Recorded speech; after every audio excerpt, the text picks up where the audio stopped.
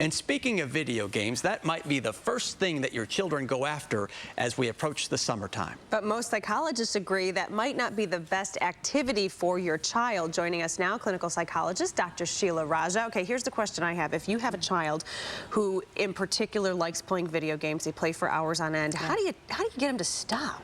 Exactly. Well, you have to wean it back slowly. You can't go cold turkey because, I mean, in some ways, it tends to be an addiction long term for some of these kids. And we have to focus on balance, especially for the summer, right? It sounds old-fashioned, but every day, are your kids getting out there? Are they socializing? Are they, you know, having some time with their friends? Are they having some physical activity? And then, you know, it's okay to have some screen time, but the American Academy of Pediatrics recommends no more than 2 hours of screen time, and that includes educational time, that includes TV, that includes computer time. That's not It's like everything else, right? Moderation. Moderation. Right? You also say not to use them as a reward. Why is that? Well, you know, for example, I've heard parents say, well, my son gets to play video games if he finishes his homework. Well, what does their son do? He runs through his homework really, really fast and says, I'm done, now it's time for my video games. So if you've got to use them as a reward, which I think, you know, family time or other things your kids enjoy should be